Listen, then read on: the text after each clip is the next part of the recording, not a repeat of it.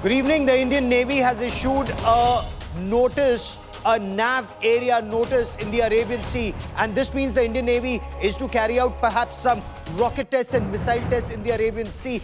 Pakistan has also issued a series of nav area warnings for the Arabian Sea. So barely 85 nautical miles from each other in the Arabian Sea. In India's exclusive economic zone, you have the Indian Navy that's carrying out exercises, and you have the Pakistan Navy in the same Arabian Sea. It's carrying out exercises. The Arabian Sea is now really tense, and that is our top focus story on India First. Tensions spike in the Arabian Sea.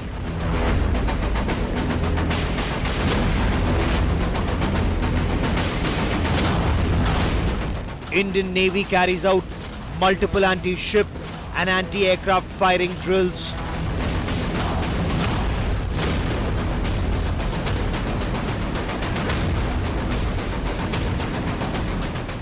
Navy issues notice for missile tests in the Arabian Sea.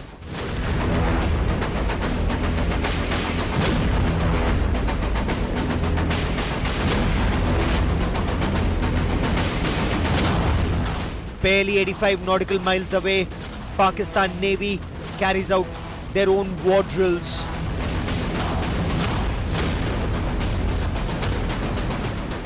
Pak Navy issues notice for missile firing, fearing an Indian Navy assault.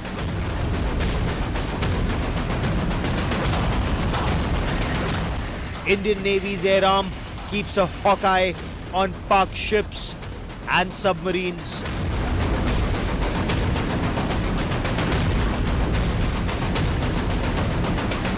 Ab ki baar, Navy ka war, that's our top focus on India First.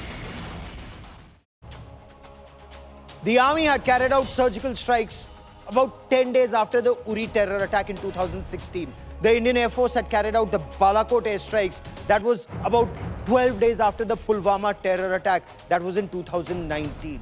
So will it be the Indian Navy that bleeds Pakistan's military jihad complex? Remember, in Pakistan, it's their army that strains, arms, launches and funds terrorists to bleed India. So this time, Prime Minister Narendra Modi's warning is not that action will be taken against a Lashkar-e-Taiba or a Jaish-e-Mohammed or a Hizbul Mujahideen. These radical Islamist terrorist organizations haven't even been mentioned. It's terrorists and their backers. The implication very clearly is it's the Pakistani military jihad network that's on target. So multi-domain operations of the Indian Armed Forces, the Army, the Navy, the Air Force, sea, land, air, subsurface, cyber and more. That's currently being tested and checked for operations. The aim is to give a crippling blow, deal a crippling blow to Pakistan's military jihad complex that has bled India for decades. The latest, of course, being that horrific singling out of Hindu tourists and massacring them in Pahalgam. So there will be costs for General Asim Munir and that military jihad network, that's for sure. When remains the big question, but preparations are underway and we get you details. Also coming up on India First, after announcing that the Indus Waters Treaty is being held in abeyance, Union Home Minister Amit Shah has tasked Union Jal Shakti Minister C.R. Patil to work out a strategy on better harnessing resources of the Indus waters for the benefit of the people of Jammu and Kashmir in the short term and in the long term for the rest of the country too. Now, from desilting operations that Pakistan objected to seeking a feasibility study on enhancing the existing infrastructure, to upgrading dams and canals for hydropower and irrigation, wide range of steps that India is looking to exercise. It's not just an announcement, there's action that is happening on ground. What are India's options for the Narendra Modi government? Is it going for Pakistan's juggler? We get you details. I'm Gaurav Sawant as always. Let's get started with the headlines on India First.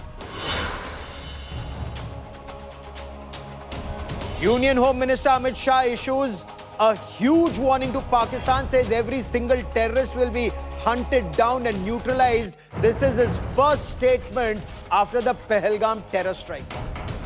लड़ाई का अंत नहीं है, एक मकाम है हर व्यक्ति को चून चून कर जवाब भी मिलेगा, जवाब भी लिया। US Secretary Defense Pete Hegseth dials Rajnath Singh. Hegseth reiterates US government's support for India's fight against terrorism. US Secretary of State Marco Rubio also speaks to Dr. Jaishankar.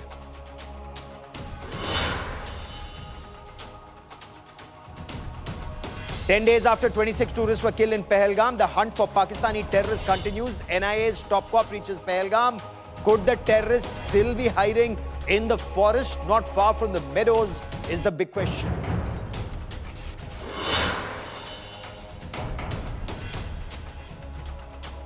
Deadline for Pakistani nationals to leave India extended. Deportees permitted to leave from the Atari border, but Pakistan dumps its own passport holders, shuts the Wagah border gates and creates a huge hurdle for the immigration.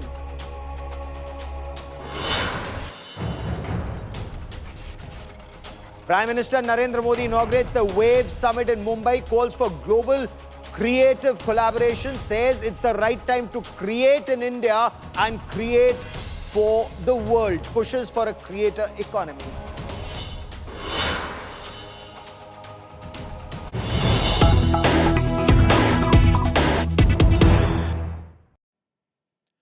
There's breaking news that's coming in from Pakistan. Pakistan Navy has issued a notification for air and sea. Perhaps they will carry out more missile tests, naval missile tests, gun firing, and they're saying they're going to do that in the upper reaches of the Arabian Sea near its Ormara port. There is an ongoing Pakistan Navy exercise in the region. Remember, Pakistan has approximately a 1,000-kilometer long coastline or border. It has multiple ports. Ormara is crucial, so is Karachi and of course Gwadar, where China and Pakistan are cooperating, but then there are others also. What we are being told is not only is Pakistan carrying out sea drills, it's also now carrying out aerial exercises, air routes. We are told near the Sonmiani missile test range is also unavailable. So this means Pakistan wants to carry out a missile test. It's a sea of tensions between India and Pakistan. Both India and Pakistan are conducting virtual simultaneous naval drills. As far as India is concerned, it's off the coast of Gujarat. As far as Pakistan is concerned, it's carrying out its naval exercises not far from its coastline. But do keep one thing in mind. The two navies, and we'll show you that to you on the map, they're carrying out an exercise barely 85 nautical miles from each other. The Indian Navy has conducted multiple anti-ship missile firings. Prime Minister Narendra Modi has given a free hand to the armed forces, Army, Navy and Air Force. They will decide the response. They will decide the manner in which the response has to be given. But that message has to be sent across post-Pahalgam, that a crushing blow will be dealt, will be given to Pakistan's military jihad infrastructure. Multiple anti-ship firings and long-range precision offensive strikes. Indigenous guided missile destroyer INS Surat successfully hitting a sea skimming target.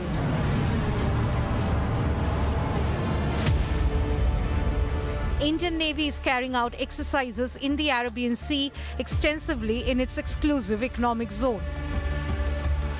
Warships are on alert and Indian Coast Guard vessels also deployed in forward areas near the international maritime boundary of Gujarat coast. Both India and Pakistan are conducting simultaneous naval drills off the Gujarat coast, approximately 85 nautical miles away from each other. India has issued 4 notifications for naval firing exercises in Arabian Sea. Meanwhile, Pakistan issued the 4th notification for naval firing in last 1 week, but has not carried out firing till now. According to sources, India is closely monitoring the situation, and naval forces remain on high alert. India is also keeping a close eye on the airspace along the Pakistan borders. India has deployed jammers to disrupt global navigation satellite system signals of Pakistan aircraft. With India's jamming systems, Pakistani aircraft's GPS and other navigation tools, especially those made in Xi'an, can be degraded, disrupting their situational navigation, awareness and precision-guided munitions capability. In a top-level security meeting with India's top military officers, Prime Minister Modi had given complete operational freedom. He had also left it to India's top defence brass to decide on the mode, targets and timing of India's response to the Pahalgam terror attack. With Manjeet Negi, Bureau Report, India Today.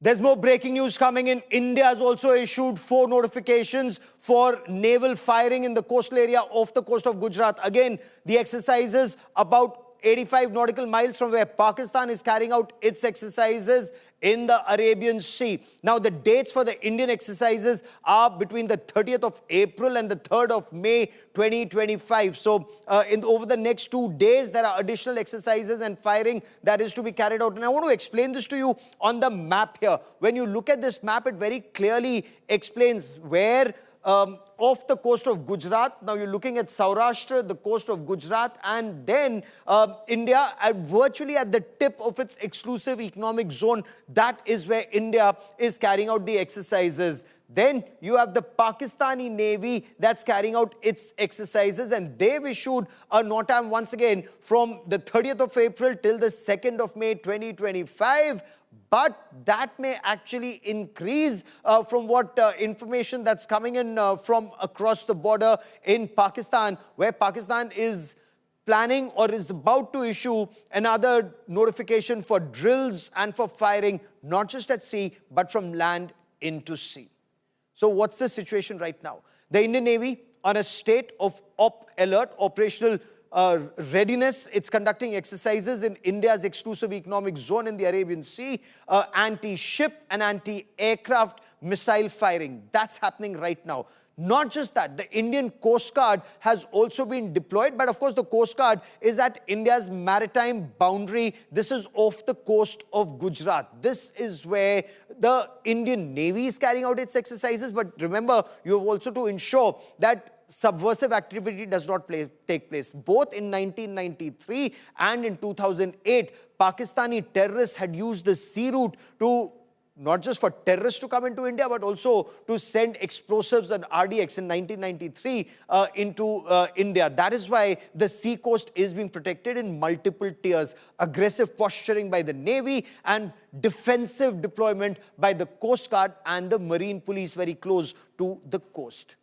Let's do a strength analysis of the Indian Navy and the Pakistani Navy. When you look at the strength of the Indian Navy and the Pakistani Navy, well, the Indian Navy far superior in terms of strength. 293 fleet strength as against 121 of Pakistan. But do keep in mind, India has a huge coastline, 7,500 kilometers as against only 1,000 odd kilometers of Pakistan that Pakistan has to protect. So the fleet strength, there's a huge difference. The big difference also comes in India's air arm and, of course, aircraft carriers. India has 2 aircraft carriers, INS Vikramaditya and INS indigenously manufactured INS Vikrant. Pakistan doesn't have a single aircraft carrier. Of course, India believes in sea control. Pakistan believes in sea denial. But India has 18 submarines, including nuclear submarines, Arihant and Arighat. Pakistan has 8 submarines, but Pakistan is acquiring a lot more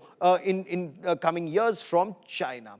If we were to talk about the destroyers, and these are those huge ships with missiles on board, with helicopters on board. You have the Shivalik class, the INS Surat, for example. The latest has just conducted a test. India has 13.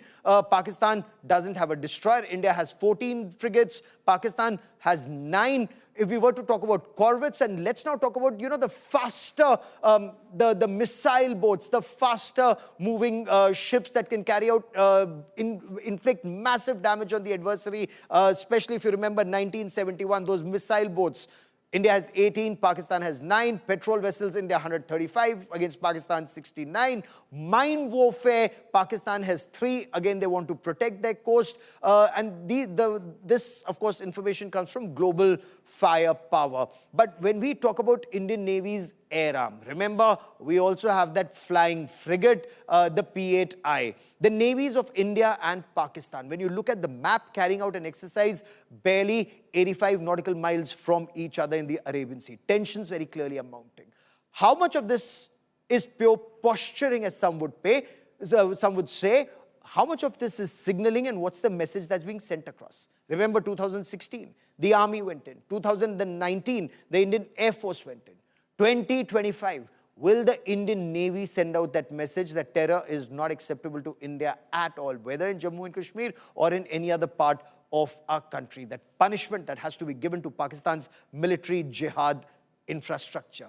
That and a lot more. Joining me on this India First special broadcast is Captain D.K. Sharma, former spokesperson of the Indian Navy, and Air Marshal Sanjeev Kapoor, former Director General of Flight Safety and Inspections. And as a sailor, Captain Sharma, let me come to you first. You've been a part of a series of these exercises on the western seaboard. Both Indian and Pakistani navies are carrying out exercises barely 85 nautical miles from each other. This part of Arabian Sea, is this now becoming very dangerous territory? What do you make of the exercises that both India and Pakistan are carrying out right now? Well, Gaurav, good evening to you and your viewers. First of all, as you have brought out, this is posturing. Yes, the message is very clear. And let me tell you, a little bit of exercise, or we are exercising a little bit of caution, because you know it, we have a very huge coastline, and there will be a lot of fishermen which will be outside maybe from the last 5, 7, 10 days, and they probably will not know. And that is what you have rightly brought out, that the Indian Navy has issued nav area warnings and the Coast Guard has been put out so that there should not be any collateral damage. But the intent is very clear, and Gaurav, this time, whether it is the Navy, Army, or the Air Force, it will be a very, very synchronized kind of an action. And let me be very curt and clear. What they have done is not acceptable, and they should now be ready. And that is why they are all spread out all over, but they will be picked up and they will be addressed nice and proper. Just wait and watch. Should the, as such, the highest leadership has already given us the green signal. They have given the permissions that whatever is required, please go ahead. And this kind of posturing right now, if you are monitoring all the press releases and various other things coming out, since Sunday, the Navy has been out all over in the North Arabian Sea. They have carried out missile firings, and the latest of our destroyer, Surat, which is not yet commissioned, is also out. And they have carried out a synchronized kind of a firing where the target is being acquired by somebody else, designated by somebody else, and is being addressed and shot down by Surat. So you can see this is comprehensive kind of, engagements which are happening. And the strongest point of India right now, whether it is Army, Navy, or Force, is the battlefield transparency, which we have enough and adequate assets. We know it, who is friend, who is foe, and that is why probably the nav area warning, so that all the neutral and the white shipping moves out of this area before we go in for a very crucial. Very crucial. You should mention the white shipping, all those super tankers that may be coming in, all the other merchant vessels that are coming in, because that is where India is playing a big role, expects to play a bigger role in times to come. And perhaps a state sponsor of radical Islamist terror would not want India to be the net service provider across this region. But for the benefit of our viewers, and a lot of our viewers, especially viewers of India First, they know the significance. What's a nav area warning? What's a NOTAM? But Air Marshal Kapoor would request you to explain this to our viewers.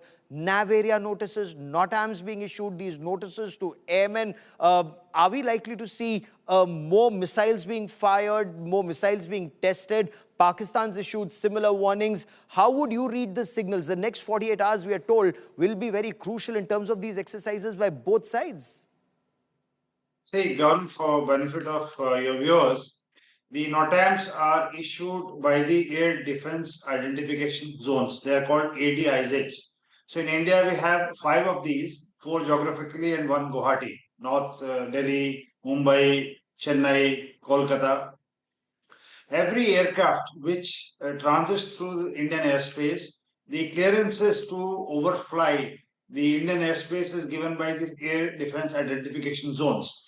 And each aeroplane which flies through Indian airspace is given a code which they have to select in the aeroplane. And this code is being picked up by our radars so that it identifies by the number which has been provided to them and what they are showing. So the radar screens tells us that this is a friendly aircraft.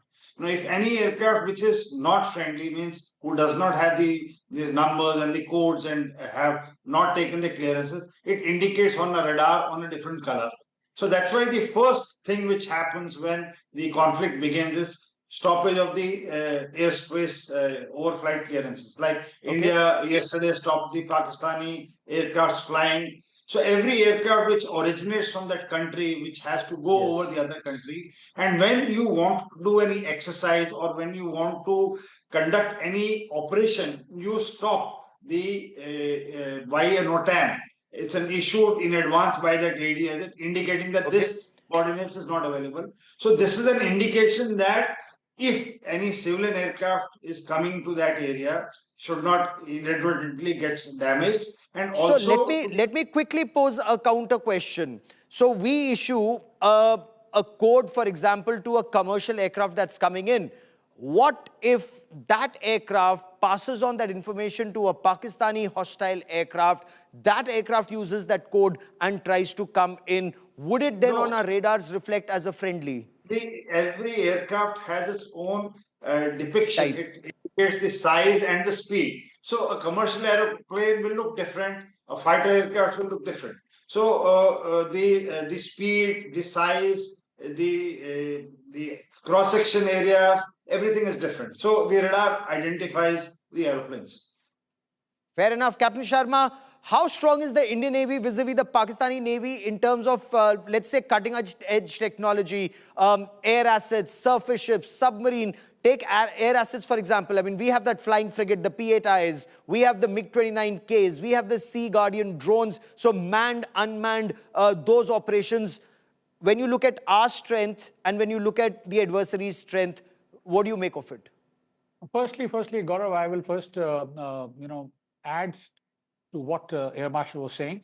All types of deceptions will be undertaken by anybody and everybody. And that is why I was telling you that we have the kind of battlefield visibility, the maritime domain awareness, that we are very proud of it. And you must have also heard the naval chief during his various addresses that each and every vessel, aircraft contact, which is now presently in the Indian Ocean region, is under our total surveillance. We know everything.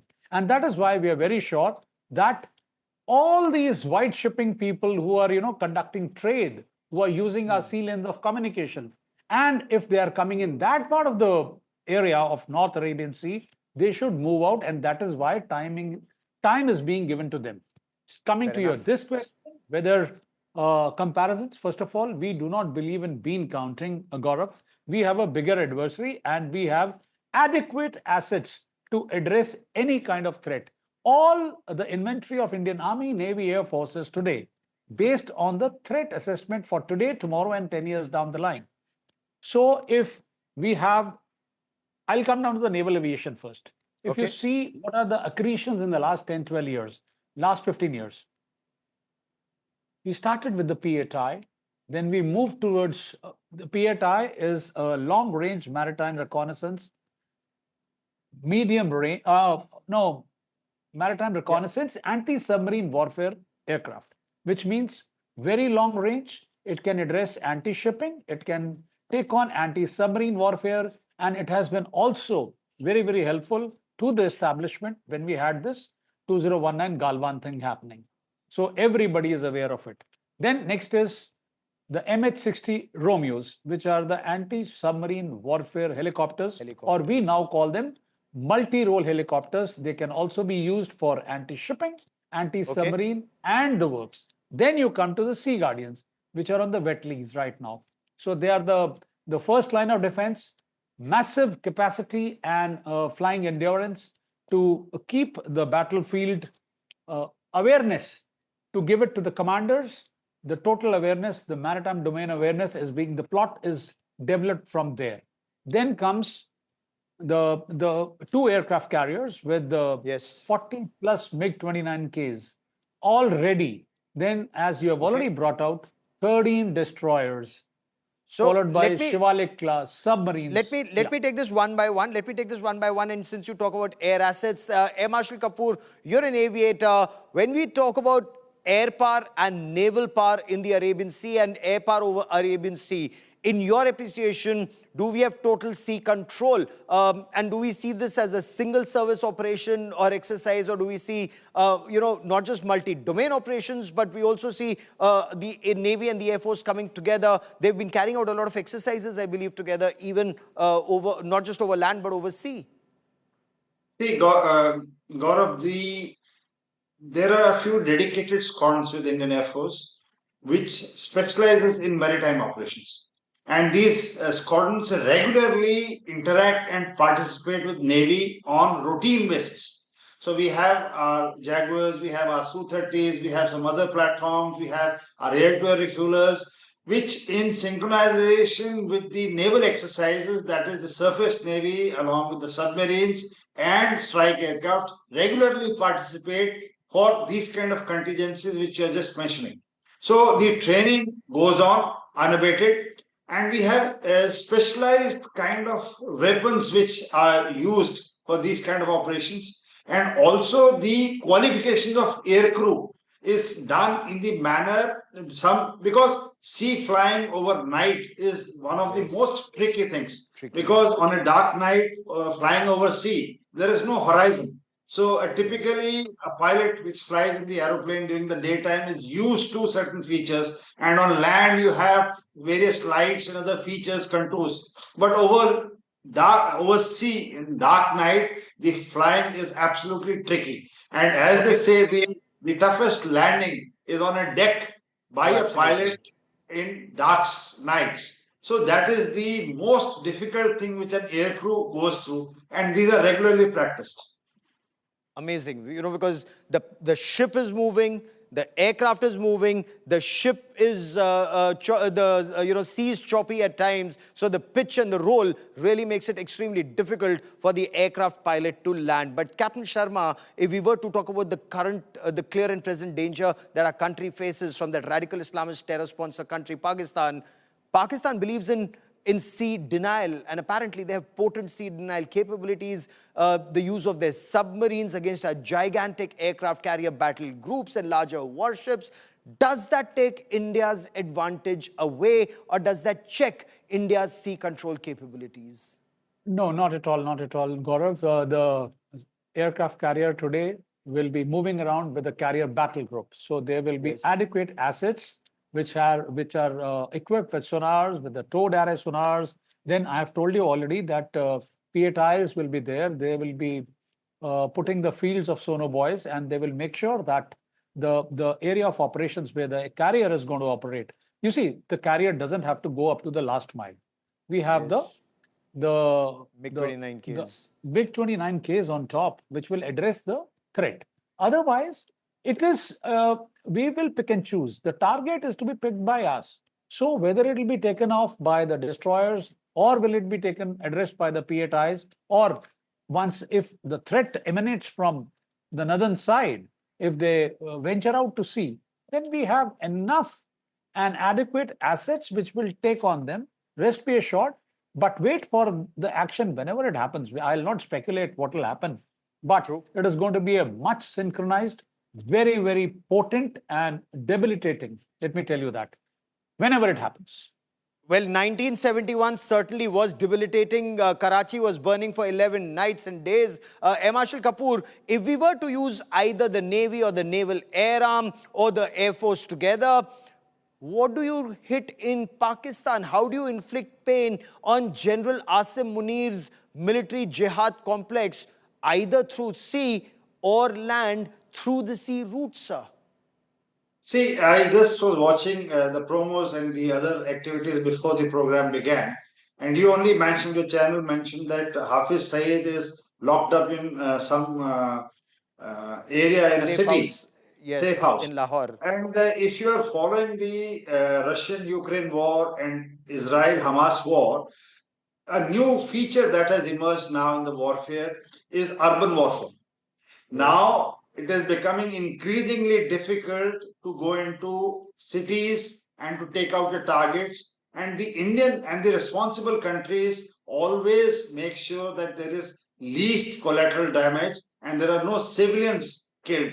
So this kind of and it is for the masses of that country and place who should realize that these targets are being hidden in populated and congested areas wherein Yes. when any action is being taken, there is likelihood of any damage with which they will go to international media and say that so many children or civilians were killed, wherein the first hand. And if you see the tactics in Hamas and other things, they've kept their ammunition dumps, their headquarters below hospitals, schools, others. So similar kind of tactics now from earlier the targets which are in open, which we could pick it up from miles, have now shifted into urban this thing. And the good part is that with correct intelligence, we have precision weapons, both from all vectors.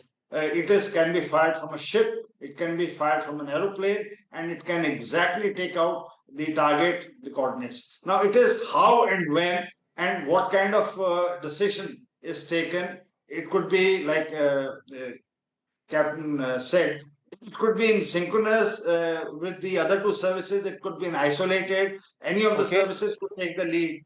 And it has to be factored in for the escalatory. I was covering with your program the other day. Yes.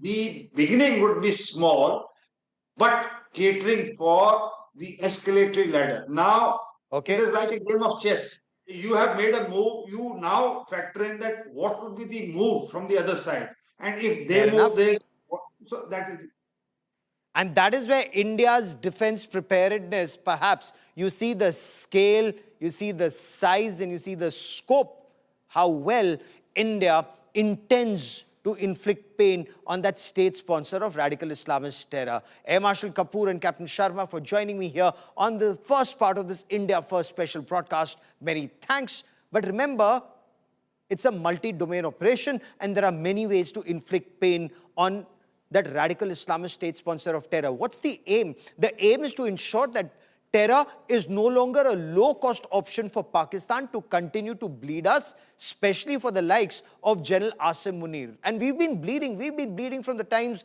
of General Ziaul Haq, through General Musharraf, through Ashfaq Parvez Kayani, to Qamar Javed Bajwa. Of course, they may talk peace, but then they intend and they continue to bleed us. And there's a laundry list of generals who see themselves as Muhammad bin Qasim and attackers of Hindus in India. This Mullah Asim Munir is perhaps amongst the worst, if not, the worst of the lot. But how is India responding? Big story. The Jal Shakti Ministry is working on a feasibility project on better harnessing the waters of the Indus rivers for the benefit not just of the people of Jammu and Kashmir and Ladakh in the short term, but in the medium and long term for the rest of the country. So Jal Shakti Minister C.R. Patil has been instructed by Union Home Minister Amit Shah to work to ensure India works quickly on multiple projects that Pakistan was objecting to and throughout. River desilting, for example, reservoir flushing projects, for example, and these are just some instances that India is now going to start working on very fast. Pakistan has repeatedly objected to desilting project. Sources are telling India today that multiple projects that have been held up due to Pakistan's objections, now these projects will be taken up on a war footing for better utilization of the waters of the Indus rivers, and not just the Satluj, Ravi and Beas, the eastern rivers that are meant for India, but also Chenab, Jhelum and Indus, the western rivers. India can officially utilize 20% of these waters. Pakistan didn't even permit that. Imagine. It would cry foul, it would go to the court of arbitration, it would go to the World Bank, it would object, it would delay. But now the treaty is in abeyance. So for the betterment of people of Jammu and Kashmir, and remember, Chief Minister of Jammu and Kashmir, Omar Abdullah, has already said the Indus Waters Treaty was not in favor of the people of Jammu and Kashmir. It did not benefit the people of Jammu and Kashmir. This is one more step that the Narendra Modi government is taking. It's not just about the eastern rivers, like I said, Satluj, Ravi and Beas, but also western rivers, Chenab, Jhelum and Indus. The rivers that flow through Jammu and Kashmir and also in Ladakh. There are multiple projects that were cleared post Pulwama, some in 2019, some in 2022. They are now being speeded up. What is India doing? And you're hearing this on India Today, and this is Pakistan's worst nightmare coming true. India is working on building 10 hydropower projects that's totaling 6.8 gigawatts in Jammu and Kashmir and in Himachal Pradesh to fully utilize its share of the waters under that 1960 Indus Waters Treaty with Pakistan. The projects being undertaken, and that's a huge investment that's already being made. It's 68,000 crore rupees by NHPC Limited. Now they're part of the plans to exercise our right, India's right, to stop excess water from flowing into Pakistan. The projects are being constructed by the public sector undertaking. Let me list out some of these projects. It will be heartening for you, and it will be a nightmare for those radical Islamist terrorists, because they now have to choose. They either want water or they want to continue bleeding India. Blood and water cannot flow together, that's very clear. So the 1,000 megawatt Pakaldul project, the 850 megawatt Ratle project, the 624 megawatt Kiru project, the 540 megawatt Kwar project. These are projects in the Union territories of Jammu and Kashmir. India plans to build 1,856 megawatts in Sawant. Now that's to harness that kind of electricity. It's in Jammu and Kashmir.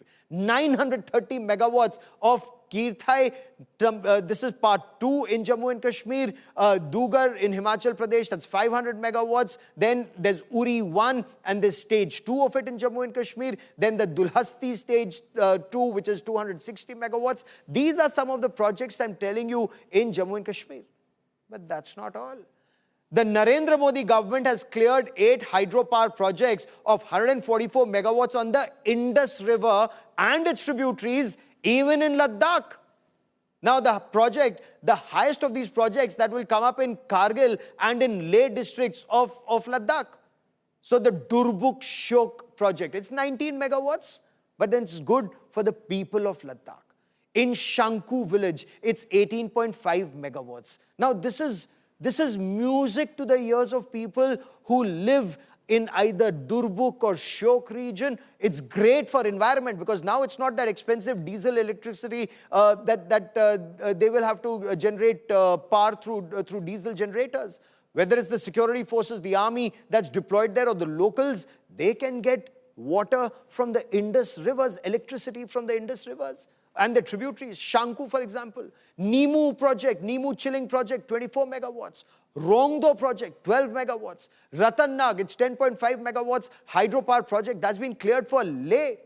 The Mangdum Sangra projects, again 19 megawatts. The Kargil Hundarman, it's 25 megawatts. Imagine how this will be a game changer for the people of Ladakh, of Leh, of Sanku, of Minji, of Kargil. It's amazing what will happen, and there is no Pakistan that can object to it anymore. They've been cleared for the Kargil region. It's a huge step that's been taken. So under the Indus Waters Treaty, when Pakistan was granted waters of the Western River, Indus, Chenab and Jhelum for unrestricted use, India was granted the Eastern rivers, Ravi, Beas and Satluj. India gives 80% of the Western River water for Pakistan. It does not even harness the remaining 20%. Now there are plans, some already there, some that are now going to be speeded up. What is the advantage that India now has? And I want to explain this to you. You're looking at those projects, you're looking at the Eastern River projects, and look at the Eastern River projects closely. The Satluj, Ravi and Beas, the 5 rivers that flow to Punjab, Satluj, Ravi, Beas, Chenab, Jhelum, Punjab and Jammu and Kashmir, and undivided Punjab initially. So look, Eastern rivers for India, Western rivers was for Pakistan, but Uri, Baglehar, Salal, Pakaldul, Chutak, Nimu, Basgo. These are some of the projects, some that were held up, some that government has cleared, and some where work will go on. What's the big advantage? No inspection by Pakistani officials needed now. So Pakistan cannot stop your projects at all. It can do nothing. No restriction on flushing of rivers. For example, the Kishan Ganga reservoir. Pakistan would object to it. So if you can't flush, if you can't desilt, then you can't hold water or hold sufficient water. You can't generate enough electricity. No operational restriction on filling of reservoir. You can flush when you want, you can fill just when you want, and not just in the month of August, the peak monsoon period. No data to be shared with Pakistan. And I want to bring in our guests on this special broadcast because I want our guests to explain why this is so crucial, and I will continue to explain why this is so crucial and how it will cripple Pakistan. Joining me on this India Today special broadcast are Professor Brahma Chilani, and Professor Brahma Chilani is someone who studied the Indus waters very closely. Also with me on this special broadcast is Ambassador Yash Sinha, former Chief Information Commissioner, top diplomat, was a High Commissioner UK, has dealt with this issue. And apologies for coming late. Ambassador Sinha, your appreciation not just of the announcement of the treaty being held in abeyance, but the steps that the government is taking that we're breaking here on India Today, sir. Thank you, Gaurav, for having me. I think this is very significant because the treaty was heavily weighted in favor of Pakistan. I think India was very generous in allocation of water. 40% of the water of the Indus Basin the catchment area was in India. And yet we gave up, 80% and just took 20%. I think we were very generous. And now what we are doing is harnessing the water of the Western rivers. And incidentally, all these run-of-the-river projects that you mentioned, hydroelectric projects, are very much in line with the treaty, but we could never really implement them. And even the ones that we implemented, whether it was Salal or Baglihar or Kishan Ganga, Pakistan always objected. They were obstructionist. And I think it's high time we call their bluff. And we've held it in abeyance, and we'll have to see how Pakistan behaves and then decide how we want to decide how do we proceed with the treaty itself. Okay, so you are saying Pakistan was being an obstructionist. Professor Chilani, Pakistan was objecting to everything, even if it was right. It only wanted to delay, and that increased costs for India. It delayed the development of Jammu and Kashmir and Ladakh. Now, Pakistan can continue to cry. Will India, or is India on the right track in your appreciation, sir? Gaurav, building leverage in the Indus Basin is a cheaper option for India to reform Pakistan's behavior than fighting a war. As the upper riparian state, India is in a position to mount escalating riparian pressures on Pakistan. After all, as you pointed out, India's water generosity cannot be repaid with blood. So building Indus Basin leverage can serve as the most potent instrument in India's arsenal against Pakistan, potentially more powerful than even the nuclear weapons option, which essentially is for deterrence. So this step of keeping the treaty in abeyance, which is pausing the treaty without formally suspending or withdrawing from the treaty, if we stay on the course, I emphasize that because we never had a consistent approach to Pakistan. It's always been a roller coaster ride in relation to India's policy on Pakistan. If we stay the present course, and if we start building the leverage, if we start building the hydrological infrastructure on the Western rivers, on the Eastern rivers too, we should not forget that the 3 Eastern rivers that are reserved for India's exclusive use, take the Ravi, the smallest river of the 6 rivers in the Indus Basin, the smallest is the Ravi. Yet even today, bonus waters from the Ravi flow to Pakistan, even as Punjab and Haryana fight over water. Haryana fights with Delhi over water. Haryana and Rajasthan and Punjab and Rajasthan fight over water. is shameful that even the waters that have been given to India, we are not fully utilizing them. We are giving bonus supply to Pakistan. That has to stop. We have Yes. to build the storage on the western rivers too. It's very important to understand that that issue is not about India cutting off water flows to Pakistan. Shutting off water supply isn't quite like turning off a tap. It'll take a True. couple of decades to build massive dams, barrages, reservoirs, and other structures on different rivers. In fact, India has no intention of turning off or even disrupting water flows to Pakistan. But it Yes. certainly should be seeking to use use leverage in the Indus Basin to reform Pakistan's behavior. And that means building Okay. the requisite hydro infrastructure. For example, if you look Some at of it the is some of it is already starting. But go on, sir. Complete your point before I bring in Ambassador Sinha. Go on, sir. Now, if you take the three western rivers, the largest river in terms of cross-border flows is the Chenab, followed by the Jhelum, and the Indus is the third largest river. Now, on the three western rivers, India is allowed to build run-of-river hydropower plants Yes. without any dam reservoirs. Yet, India's total installed generating capacity in J&K today does not match the electric output of a single major dam in Pakistan, such Oh, as Tarbela. absolutely. Tarbela was built in 1976. So, we are so way behind.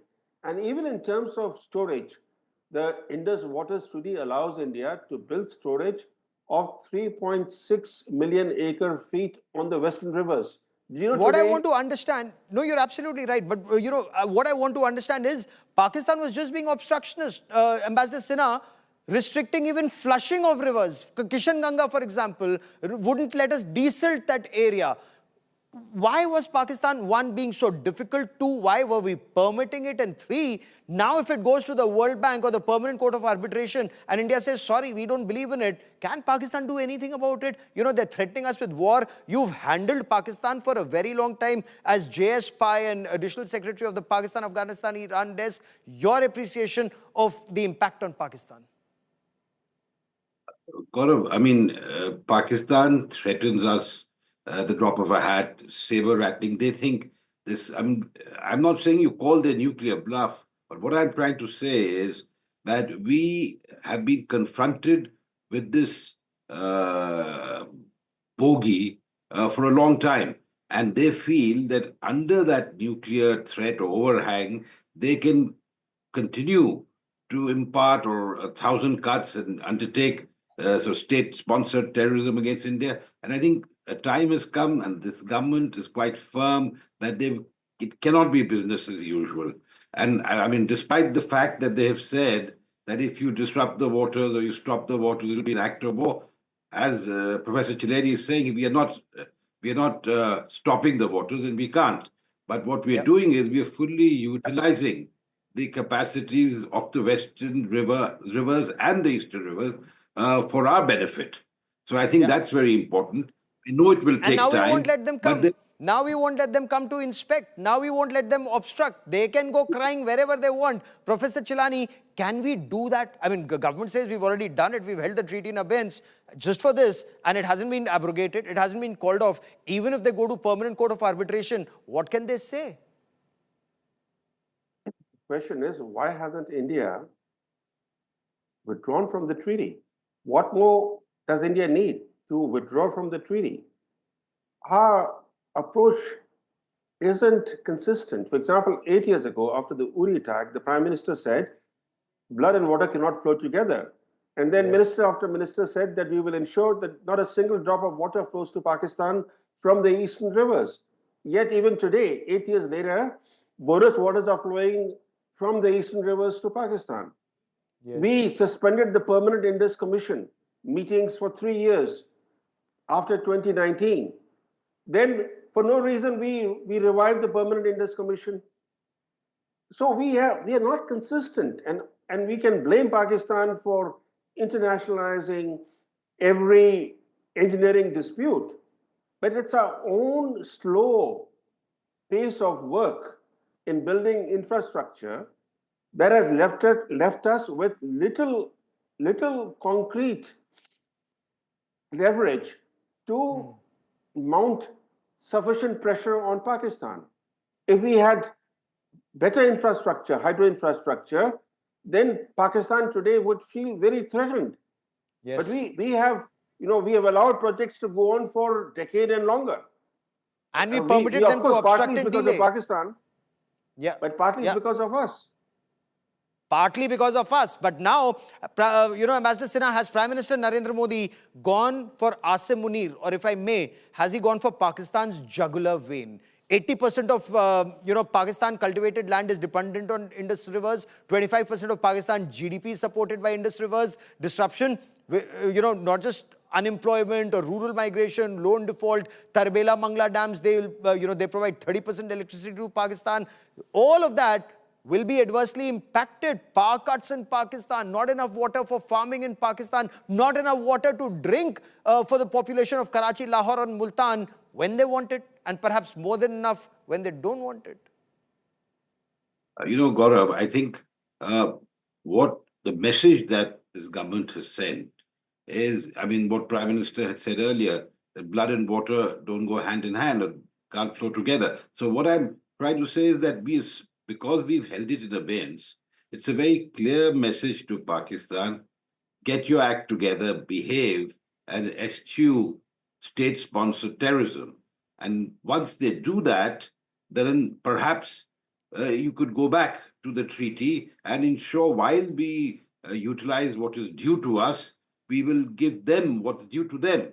But the problem is that they don't want us to utilize what we can under the treaty, and then they don't want us to touch any of the waters that go on that flow on the western rivers. Now, you can't have it both ways. It's not going to work.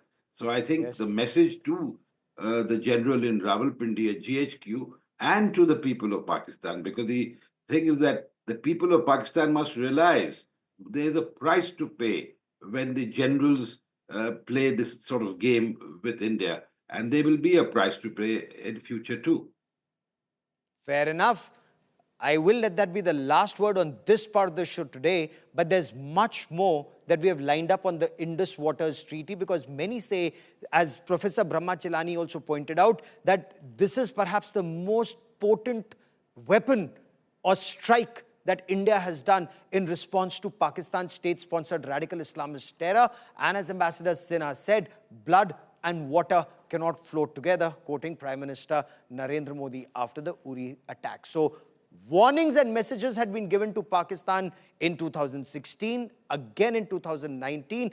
Multiple letters had been written and issued in 2023 and 24. Action finally taken in 2025. To my guests, many thanks for joining me. And that's a story we'll be tracking very, very closely. Blood and water cannot flow together.